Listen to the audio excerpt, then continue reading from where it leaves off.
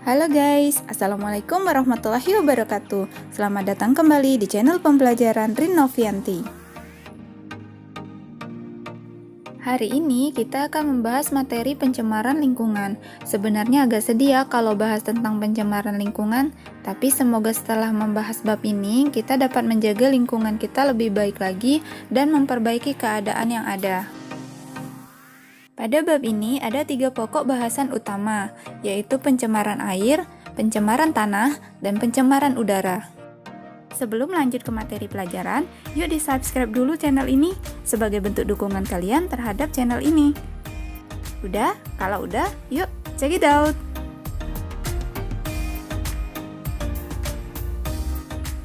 Nah, sekarang coba kalian perhatikan kedua gambar berikut ini. Pada gambar 1, beberapa daun jatuh dari pohon ke sungai. Daun-daun tersebut akan terbawa air sungai dan tidak menyebabkan bau dan air tetap jernih. Sedangkan gambar 2, sampah-sampah yang dibuang ke sungai akan menghambat arus sungai dan dapat menyebabkan bau yang tidak sedap dan menyebabkan air menjadi keruh. Hal inilah yang mempengaruhi kehidupan makhluk hidup yang berada di sungai. Terus sebenarnya apa sih pencemaran lingkungan itu?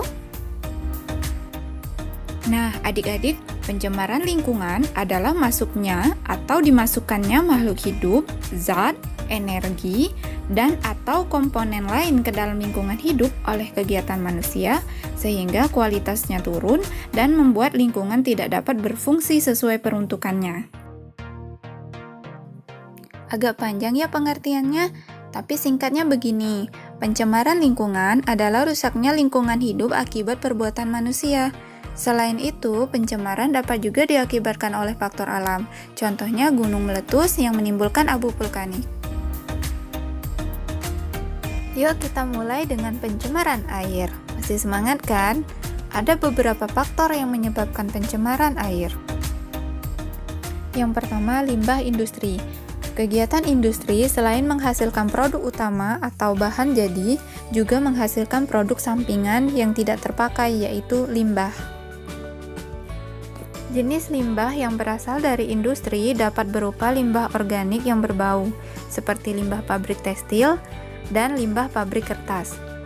Ada juga limbah anorganik berupa cairan panas, berbuih dan berwarna, serta mengandung asam belerang, berbau menyengat, seperti pabrik baja, pabrik emas, pabrik cat, dan lain-lain. Faktor yang kedua adalah limbah rumah tangga. Limbah ini berasal dari rumah tangga, pasar, perkantoran, rumah penginapan atau hotel, rumah makan, puing bahan bangunan, dan besi tua bekas mesin, serta kendaraan. Limbah rumah tangga terbagi menjadi 2 jenis, yaitu limbah organik atau limbah yang dapat diuraikan oleh mikroorganisme. Limbah organik adalah limbah seperti kulit buah sayuran, sisa makanan, kertas, kayu, daun, dan berbagai bahan yang dapat diuraikan oleh mikroorganisme. Sedangkan limbah anorganik adalah limbah yang tidak dapat diuraikan, antara lain besi, aluminium, plastik, kaca, dan kaleng bekas.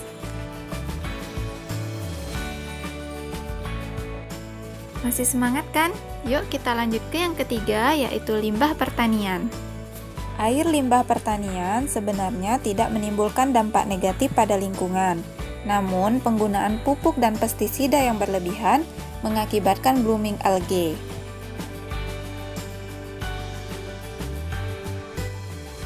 Blooming algae atau tumbuh suburnya alga di atas permukaan air mengurangi kadar sinar matahari yang masuk ke perairan, sehingga proses fotosintesis fitoplankton terganggu dan oksigen yang terlarut di dalam air menurun, sehingga merugikan makhluk hidup yang ada di dalamnya.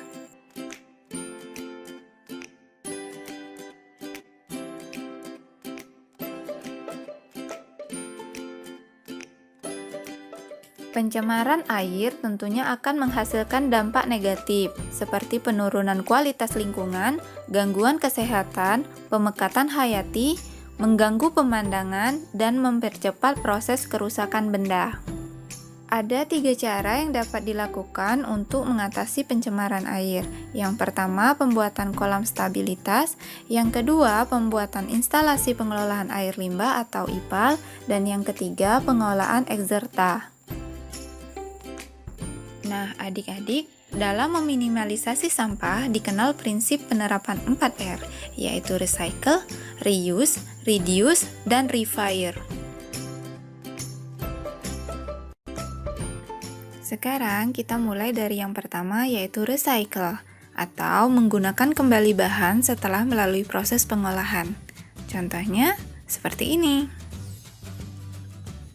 Jadi cantik kan? Dan juga bermanfaat.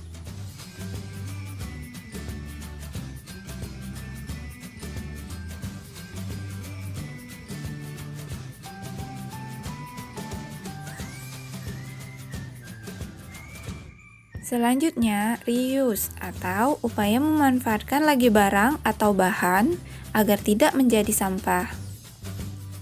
Bedanya dengan recycle, reuse tidak mengalami pengolahan terlebih dahulu, tapi langsung bisa digunakan dengan fungsi lain.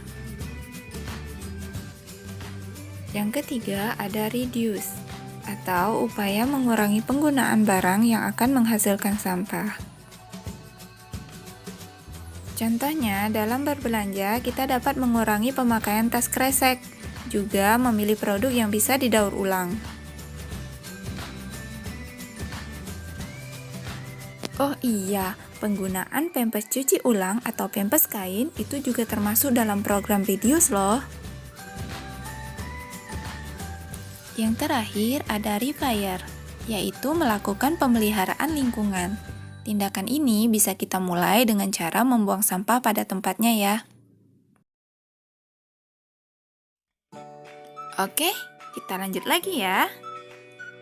Jenis pencemaran yang selanjutnya adalah pencemaran tanah. Ada beberapa faktor yang menyebabkan pencemaran tanah, yaitu 1. Limbah domestik, 2. Limbah industri, dan yang ketiga limbah pertanian.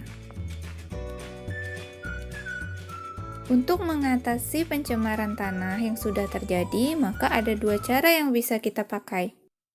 Yang pertama, remediasi adalah kegiatan untuk membersihkan permukaan tanah yang tercemar. Ada 2 macam nih remediasi, ada pembersihan on-site dan off-site. Yang kedua, ada bioremediasi, yaitu proses pembersihan pencemaran tanah dengan menggunakan mikroorganisme. Sekarang kita lanjut ke jenis pencemaran yang terakhir ya, pencemaran udara. Nah, ternyata pencemaran udara ini ada 2 jenis loh, yaitu pencemaran udara primer dan pencemaran udara sekunder.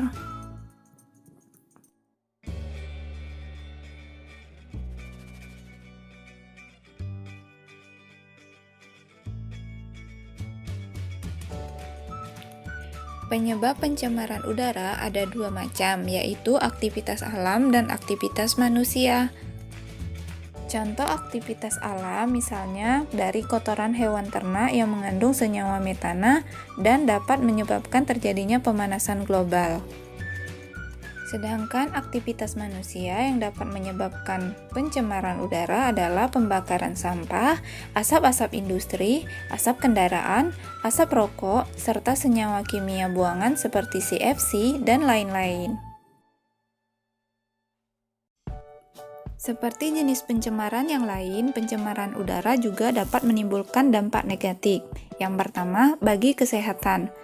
Dapat memicu penyakit ISPA atau infeksi saluran pernapasan. Yang kedua, dampak bagi tumbuhan. Akibat meletusnya gunung berapi membuat udara tercemar dan memicu terjadinya hujan asam. Selanjutnya, dampak dari pencemaran udara adalah pemanasan global akibat dari efek rumah kaca dan juga rusaknya lapisan ozon.